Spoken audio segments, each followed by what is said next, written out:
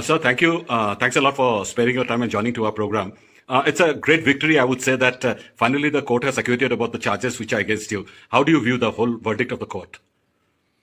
Thank you. I'm very happy that second time in the appellate court also I have been acquitted, and the government has been directed to send me back as per procedure. So I hope I can go back to my home at the earliest. When was the first time you were acquitted? In the lower court, means trial court, it was on 26th of October 2018. I have been acquitted for the first time, and the government has filed an appeal against that acquittal order. This has been disposed of yesterday. Can you tell us what exactly happened in May 2014? You see, in Bangladesh at that time, there was movement against the government, and as being a senior member of opposition BNP, I was in charge of acting Secretary General, and that time my responsibility was to guide the movement and issue press release, etc. And as you know, in Bangladesh, the enforced disappearance and extrajudicial killings, persecution, this is routine work since then. So at that time,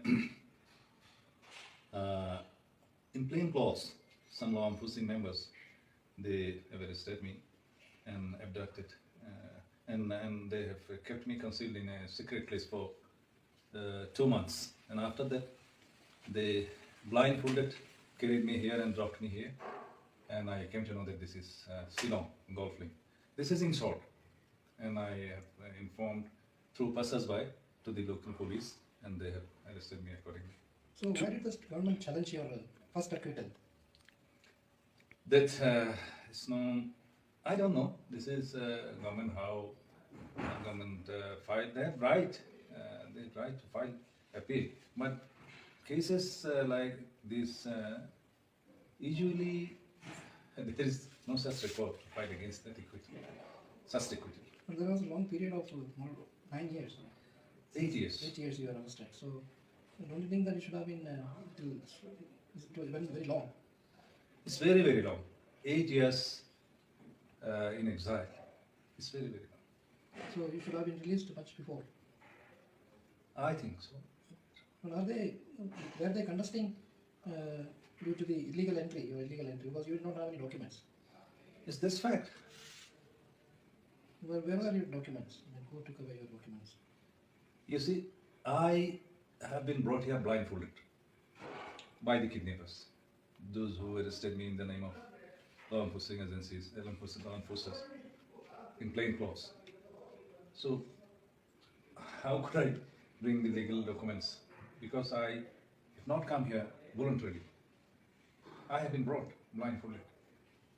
But will you be safe in Bangladesh? You would like to stay in India or you want to go back? I want to go back, and I was waiting to go back since the first day. But you will be again targeted. Yes, that can be faced. I'm ready to face it. After you go back, how will you recall your turmoil in India and in a obscure place like Shillong, separated from family for 8 years?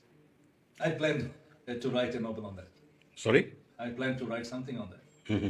No, but how bad was your feeling after coming here? Obscure place, you don't know anything. One fine morning you discovered yourself in a garden and you are asking, where am I?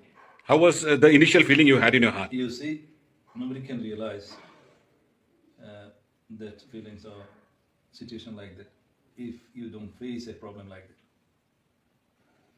Only the sufferer can have the feeling how painful this is. But just suffering is not enough, sir. Would you take it up in an appropriate forum? I think it's also a violation of persons, human rights, you see. I don't think the responsibility lies with any authority or anybody except the Bangladesh government, ruling authoritarian government. So who do you squarely blame for the whole episode? I think I replied the question, I answered the question, that the authoritarian government of Bangladesh, the illegal government of Bangladesh, is responsible for all these things. Would you like to carry on with active politics right now after you go back to your country? Let me go back.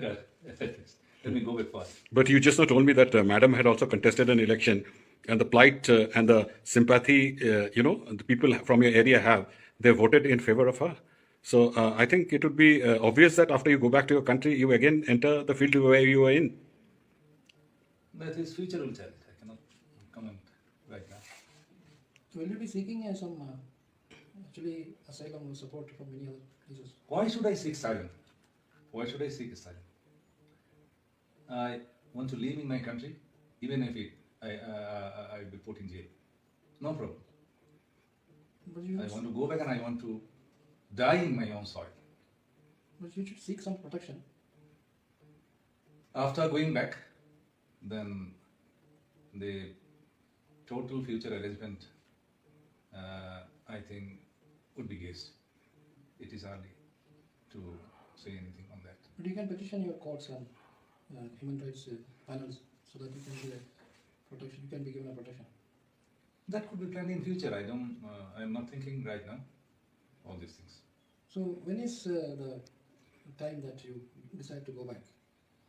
Doesn't depend on me. This is a government has been directed to send me back as per rule. So you'll have to get the order then. I think these are the legal procedures to be followed. My lawyer will look at them.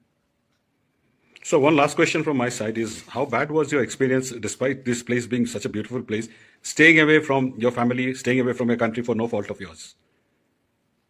This is my fate. No, but how did you feel staying here for months together? I have answered it earlier that the life in exile is not a happy moment. So do you term this as a life in exile? Yes, in true sense. Thank you so much, sir. You are welcome.